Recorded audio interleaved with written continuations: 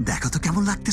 শুধু এপার বাংলা বা ওপার বাংলা নয়, মেগাস্টার শাকিব খানের সিনেমা মানেই বিশ্বব্যাপী সিনেমাপ্রেমীদের কাছে বড় রকমের এক প্রাপ্তি। অবশেষে আজ 15 নভেম্বর মুক্তি পেল নির্মাতা অনন্যা মামুনের দরদ। 80টিরও বেশি প্রেক্ষাগৃহে একসাথে মুক্তি পায় দরদ।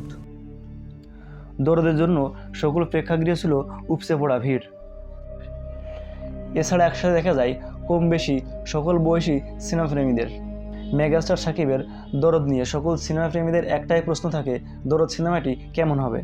বন্ধুরা, দরদ হচ্ছে সাইকো থ্রিলার ধর্মী ব্যতিক্রমী এক সিনেমা। নির্মাতা অনন্যা মামুনের এই সিনেমাতে মেগাস্টার শাকিব খান ওরফে দুলু মিয়া একজন মানসিকভাবে অসুস্থ রোগী। এই সিনেমাতে একজন মানসিক রোগীর গল্প দেখা গেছে। সে তার বউকে খুব বেশি ভালোবাসে। বউয়ের জন্য সে পর্যায়ক্রমে অনেকগুলো মানুষকে খুন করে।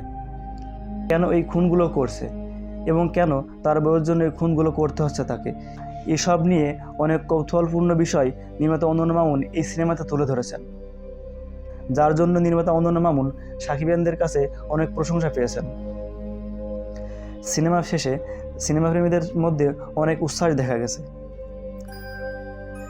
সকলের মুখে দরদ নিয়ে নির্মাতা অনন্যা মামুন এবং মেগাস্টার শাকিব খান সম্পর্কে পজিটিভ সাড়া পাওয়া গেছে। অনেকে তো মেগাস্টার শাকিব খানকে শাহরুখ খান এবং সালমান খান থেকে এগিয়ে রাখছেন এবং সাথে এটাও বলছেন আমাদের মেগাস্টার শাকিব খান শাহরুখ খান কিংবা সালমান খান থেকে কম কিছু নয়।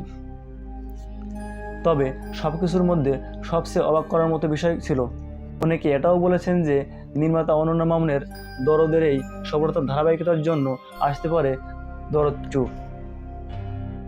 তবে এ বিষয়ে নির্মাতা অনন্যা মামুনের নিকট থেকে কোনো ইঙ্গিত পাওয়া যায়নি। এর মাঝে জানা গেছে যুক্তরাষ্ট্রে প্রিমিয়ার হতে যাচ্ছে শাকিব খানের দরদ।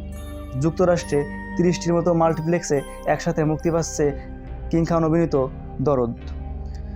যুক্তরাষ্ট্রে শাকিবের দরদ কতটা সাড়া পাবে সেটা এখন দেখার বিষয়। বন্ধুরা, মেগাস্টার শাকিবের দরদ কি পারবে প্রিয়তমা কিংবা তুফাদের মতো রেকর্ড করতে? আপনাদের মতামত জানান কমেন্ট করে।